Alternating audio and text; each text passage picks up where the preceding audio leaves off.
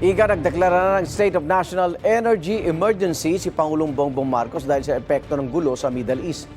Bago pa man ang deklarasyon, ginita ng ilang senador na may krisis na sa langis at kailangan ng agarang aksyon ng gobyerno. Kaugnay ang mga panayam natin si Senator Bam Aquino. Senator Aquino, magandang umaga. Yes, good morning, Igan. Magandang umaga at sa mga nakikinig po at nanonood ng unang hirit. Good morning po. Bubuo raw ng Unified Package for Livelihoods, Industry, Food and Transport o UPLIFT. Ngayong nasa ilalim na tayo ng State of National Energy Emergency. Ano dapat tutukan dyan, Senador? Yes, Igan, no, unang-una nagkaroon kami ng hearing kahapon. Magkakaroon ulit kami ng hearing bukas, no? Kasi sa totoo lang, during the hearing, nag-present yung iba't ibang mga ahensya at pakiramdam na maraming senador na parang kulang pa, no? Kulang pa yung sense of urgency dito sa nakita namin sa hearing. Pero before the end of the day, na-convene na yung crisis committee at nung gabi, pagkatapos ng hearing, nag-declare na nga ng state of energy emergency. No? So, para sa akin, magandang mag-declare na ng state of emergency, hindi lang energy emergency. Kasi kapag merong state of national emergency, unang-una, meron kang price control. Yung ating essential goods tsaka basic commodities, hindi na po pwedeng itaas sa merkado habang merong state of emergency. So, yun yung isang hinahanap natin.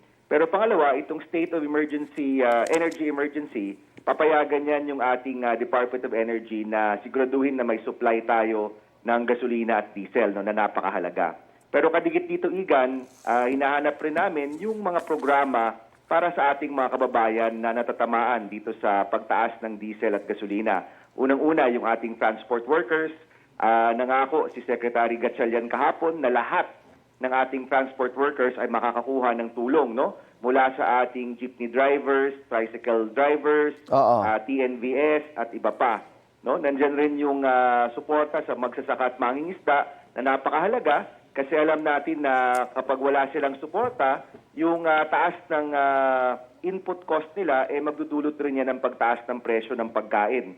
Yung DA naman kahapon, sabi nila na kung walang gagawin yung gobyerno, posibleng magtaas talaga, no, yung presyo ng pagkain natin. Kaya giniit namin na mahalagang umaksyon sila kaagad at mabigyan ng tulong, agaran tulong yung ating magsasaka at mangingisda.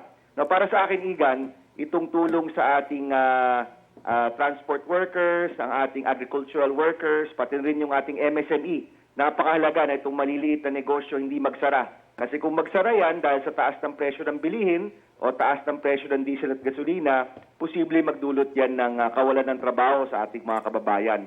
So ang hinahanap namin, yung agarang aksyon, no? Yung talagang mabilis ang aksyon para sa ating mga kababayan. At natutuwa naman ako na nagdeklara na ng state of energy emergency, pero siguro yung next step pa dito, state of national emergency, para magkaroon tayo ng price control sa ating essential goods and basic commodities. Okay, pagdating sa presyo ng mga bilihin, may umiiral po tayong Republic Act 7581 o Price Act of the Philippines. Nandun na rin po lahat ng kapangyarihang ibinibigay sa Pangulo at iba't ibang ahensya ng gobyerno. Opo. Hindi kayo nagkakadoble-doble na lang itong mga programang ito? Hindi. Actually, ikaklaro po namin ito bukas, pero dun sa nabasa namin executive order, hindi pa nakakapagdeklara ng state of national emergency. So hindi pa kasama itong price control natin sa mga essential goods and basic commodities. Sa totoo lang, Igan, kahapon nag-file tayo ng isang bill na kung saan sinasama na rin natin yung gasolina at diesel dito sa Price Act, no? Para kapag may state of emergency, pati yung presyo ng gasolina at diesel, patitigil sa pagtaas. So, final namin yan kahapon. Okay. Sustainable ba yung pamamahagi ng cash? Tsaka itong mga fuel subsidy sa mga apektado, lalo na yung transport sector, Senador? Opo. Well, unang-una, ang pinakamalaking problema kasi natin, Igan, hindi natin alam kung kailan ito titigil, no? We don't know kung titigil itong gera sa Middle East ng 2 linggo o 2 buwan, no? O 6 na buwan, hindi natin alam. Pero right now, nagsabi naman yung BBM kahapon na merong 230 billion pesos na pwede pang magamit. Sa palagay naman po namin, kung may pera naman po, gamitin na natin. Kasi sa bawat araw na mataas ang presyo ng diesel at gasolina, isang araw po yan na nasa state of emergency yung pamilyang Pilipino. Now, yung gusto ko rin sana idagdag, Igan, may 3 lugar na kailangan nating alagaan, no? Yung palengke, yung ospital, at yung paaralan. Unang-una, yung palengke. sa tulong natin sa mga magsasaka at mangingisda at tulong sa mga nagbebenta sa palengke, siguraduhin natin na hindi tataas yung presyo para sa karaniwang mamamayan. Yung ospital at yung paaralan, siguraduhin nating bukas at tuloy-tuloy yung serbisyo, suporta sa mga nurse, mga doktor, mga hospital workers sa ating government hospitals, at syempre yung paaralan. Huwag tayong papayag na magsara ulit yung ating mga paaralan gaya nung nangyari sa pandemya. Noong nagsara yung mga paaralan sa pandemya, nakita natin yung epekto, yung educational crisis natin ngayon. So Apo. siguraduhin nating bukas ang ospital at paaralan.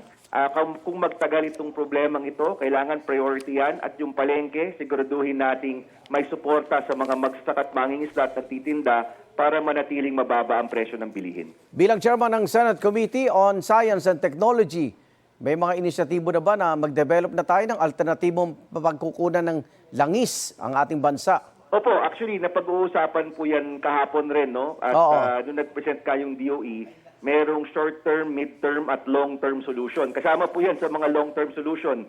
Kasi sa totoo lang, yung pagtayo ng mga renewable energy, mga planta, ilang taon pa yan, no? Bago matayo.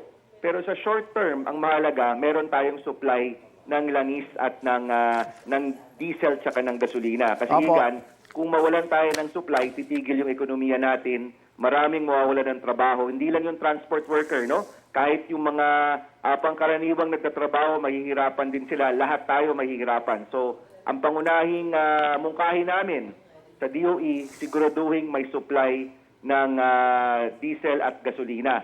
Kahapon rin, Igan, no? Nabanggit ko rin yung APSA or ASEAN Petroleum Security Initiative, no? Na kung saan yung mga ASEAN countries na oil producing ay dahil meron tayong kasunduan sa kanila, obligado rin silang tumulong at magbenta ng langis sa atin, no? So, Oo. nabanggit ko rin ito at sumang-ayon rin si Secretary Lazaro ng DFA na tama nga, ngayon na tayo ang chair ng ASEAN, pag-usapan na rin itong ASEAN Petroleum Security Initiative para masigurado yung supply natin.